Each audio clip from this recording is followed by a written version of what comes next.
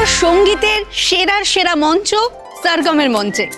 আর আমরা অলরেডি 10 জন পার্টিসিপেন্টসদের পারফরমেন্স শুনে নিয়েছি।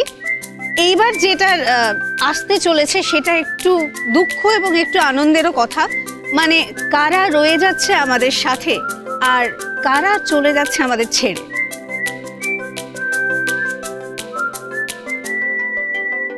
চলে যাবো আমাদের বিচার রকস্টারদের কাছ থেকে, আমাদের জাজেসদের কাছ থেকে জেনে নেবো কে পেলো কত স্কোর। কিন্তু তার আগে ডেকে নেবো সমস্ত কন্টেস্টেন্টদেরকে অন স্টেজ।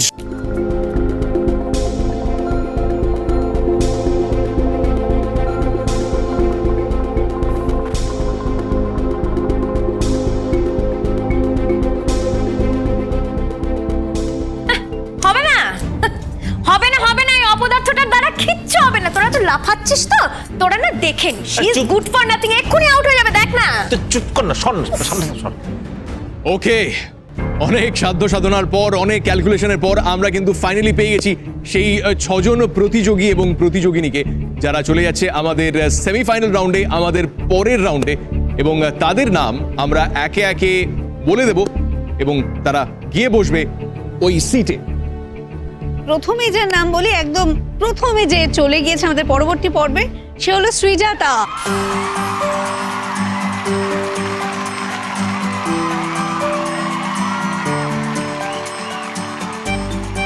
এরপর শিবাজিকে ডেকে নেবো আমাদের পরবর্তী রাউন্ডে। শিবাজি, কংগ্রাচুলেশনস।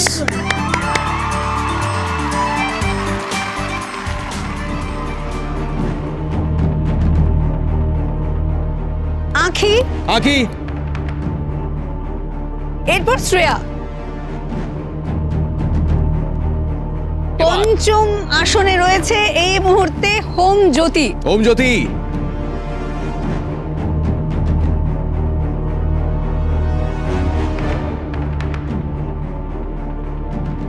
এবার যে পরের নাম, দ্য সিক্সথ নেম, ষষ্ঠ নাম, সেই নামটি কার নাম এবং তার গান আমরা শুনেছি এবং জাজেসদেরকে আমাদের সকলকে মুগ্ধ করেছে এবং জাজেসরা সেই অনুযায়ী তাকে স্কোর করেছেন এবং সে চলে যাচ্ছে আমাদের পরবর্তী রাউন্ডে সেমিফাইনালে ষষ্ঠ কন্টেস্টেন্ট হিসেবে।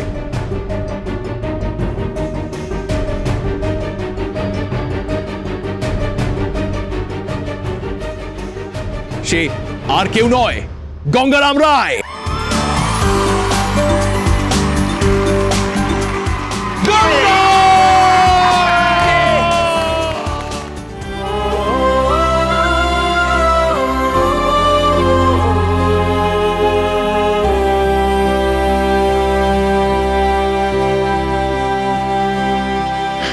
ঠাকুর, ঠাকুর তুমি মুখ রেখেছো ঠাকুর? হ্যাঁ, মুখ। চলো। এই টায়রা, একদিন তুই এই ছেলেটার জন্য অহংকার করবি। ছাড়ো তো, একটা রাউন্ড জিতলো কি বাজিমাত করলো না একেবারে। এখনো অনেক দৌড় বাকি। হ্যাঁ, ও পারবে না, ও জাস্ট পারবে না, আমি বলছি ও পারবে না, জাস্ট পারবে না।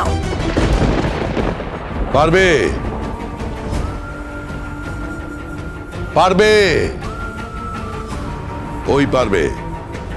আমি বাজি ধরছি, তোর কাছে তো ল্যাংড়া ঘোড়া, ওই ল্যাংড়া ঘোড়ার ওপরেই আমি বাজি ধরছি। গঙ্গাই হবে সেরার সেরা, সবার সেরা। দেখে নিস।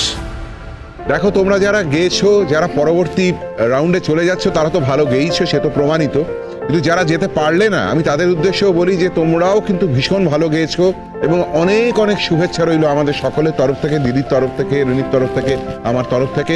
আবার এটা কোনো কম্পিটিশন শেষ নয়, এরপরে আরো অনেক সুযোগ আসবে, আরো অনেক সুযোগ তোমাদের জীবন পড়ে রয়েছে। তোমরা এনজয় করো, আরো ভালো করে শেখার চেষ্টা করো।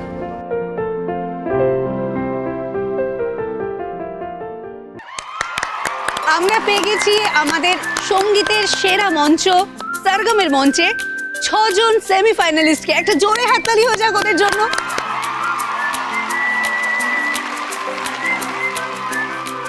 জমে গেছে সরগমের মঞ্চ।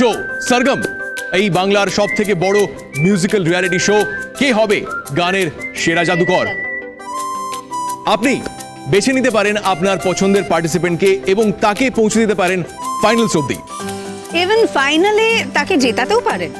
তার জন্য আপনাদের ভোট করতে হবে। আমাদের ভোটিং লাইনস অলরেডি খুলে গেছে এবং তাতে স্ক্রিনের নিচে একটা নম্বর আসছে, প্রত্যেক পার্টিসিপেন্টদের নামের সঙ্গে একটা করে কোড রয়েছে।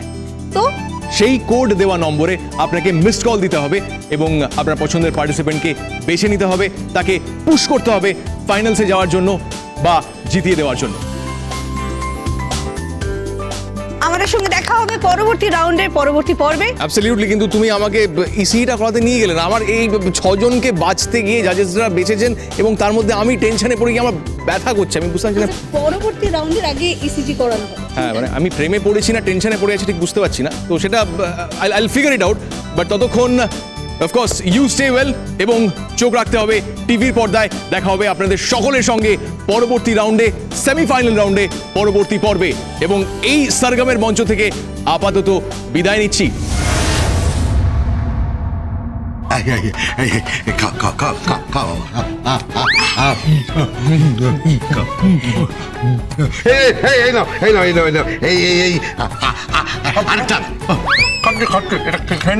আরে প্রথম রাউন্ড টপকে গেছো তুমি।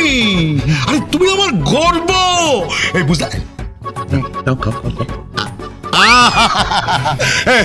এই ধরো এই বুঝলে, আজকে না আমি বাজারে গেছিলাম। তো বাজারে 1600 টাকা ইলিশ মাছের কেজি চাইলো। তো আমি 1600 টাকার ইলিশ মাছের কেজি নিয়ে চলে এসেছি। হ্যাঁ গো, তোমার শরীরটা ঠিক আছে তো? হ্যাঁ, একদম ঠিক আছে। তুমি বৃষ্টি এনেছো, বাজারে গিয়ে 1600 টাকার ইলিশ মাছ কিনে এনেছো? কিনলাম। জামাই আমি না সবাইকে বলেছি টিভি দেখো, তারপরে ওই জামাইকে ভোট দাও, তারপর মিসড কল। এই ড্যাডি মানুষ হয়ে গেছে তো। কি মানে ড্যাডি ওই মিস কল বুঝে গেছে পুরো। এই তুই চুপ কর। হ্যাঁ, এটি মিস করলে কি বুঝে গেছে? ব্যাগটা ছিলই, ব্যাগটা রাখা ওরা।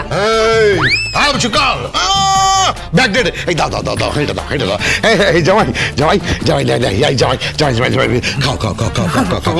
খাও। ভালো করে খাও। এই শোনো, আমি না তোমার জন্য দই আনিয়েছি। কি বলছো কি তুমি? মিষ্টি আনিয়েছো? দেখেছো বাবা, দেখেছো? তোমার কঞ্জুস শ্বশুর প্রাণ খুলে তোমার জন্য দই এনেছে, মিষ্টি এনেছে, 1600 টাকার ইলিশ মাছ কিনে এনেছে। আমি যে নিরামিষ খাই বাবু। আরে তাতে কি হয়েছে? তুমি দই খাও, মিষ্টি খাও, নিরামিষ খাবার খাবে। 1600 টাকার ইলিশ মাছ আমরা খাবো, আমরা তো পার্টি করবো। হ্যাঁ, পার্টি করবো।